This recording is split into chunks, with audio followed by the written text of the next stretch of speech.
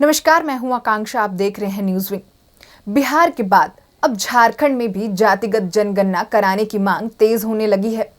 सत्ताधारी गठबंधन के साथ साथ एनडीए के घटक दल आजसू पार्टी के केंद्रीय अध्यक्ष सुदेश कुमार महतो ने झारखंड में जातीय जनगणना कराने की मांग करते हुए मुख्यमंत्री हेमंत सोरेन को पत्र लिखा है। वैसे आपको बता दें कि जातिगत जनगणना कराने के पक्ष में तर्क ये है कि 1951 में एससी और एसटी जातियों का डेटा पब्लिश होता है, लेकिन ओबीसी और दूसरी जातियों का डेटा नहीं आ पाता। इससे ओबीसी की सही आबादी का अनुमान लगाना मुश्किल होता है।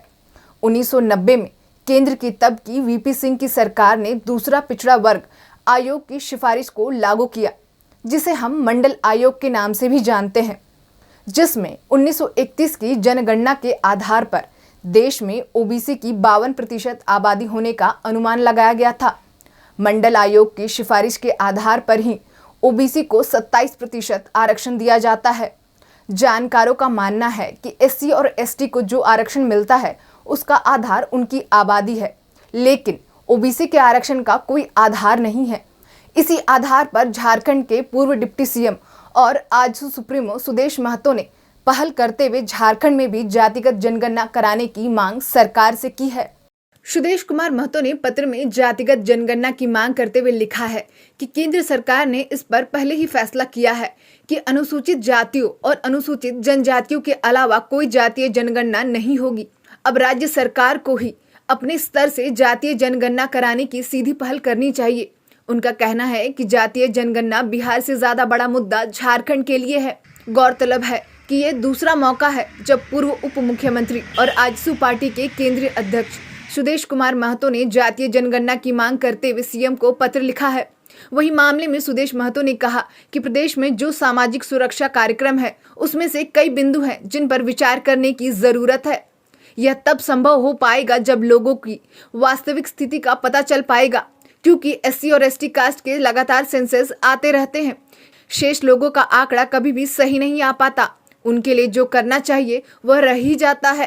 कल हम इनको निश्चित रूप से मैं लंबे समय से मैं इस प्रदेश के अंदर सोशल जस्टिस के लिए, जो सामाजिक न्याय के लिए, आर्थिक न्याय के लिए जो हम लोग हमेशा काम करते हैं, पॉलिटिकल लोग हमेशा इसकी चर्चा करते हैं। इसमें कई वर्ग ऐसे हैं जो बहुत पीछे छूट जाते हैं, क्योंकि हमेशा हम पुराने दलील के आधार पर ही सारी चीज़ें उनके लिए जो सामाजिक सुरक्षा के कार्यक्रम हम चलाते रहे। तो कई बिंदु हैं जिस पर पुनर्विचार करने की ज़रूरत है, और यह तब संभव हो पाएगा जब लोगों के वास्तविक स्थिति का आंकड़ा सही रूप से आ पाएगा।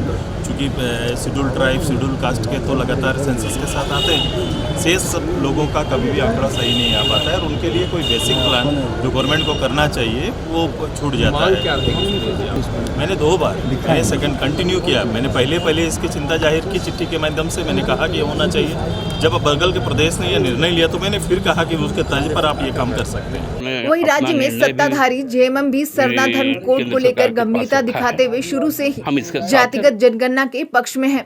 पार्टी के केंद्रीय महासचिव सुप्रियो भट्टाचार्य ने कहा कि पार्टी की शुरू से मांग है कि झारखंड में भी जातिगत जनगणना हो।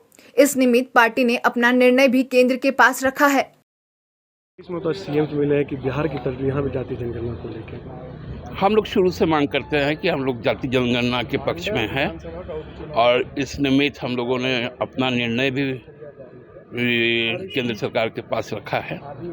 हम इसके साथ हैं, साथ साथ सरना धर्म कोड भी उसमें शामिल हो, उसकी भी हम मांग करते हैं। वहीं कांग्रेस प्रदेश प्रवक्ता राजीव रंजन प्रसाद ने सुदेश महतो को आड़े हाथों लेते हुए कहा कि राज्य सरकार को पत्र लिखकर कुछ नहीं होगा, पूरा मामला केंद्र पर निर्भर करता है।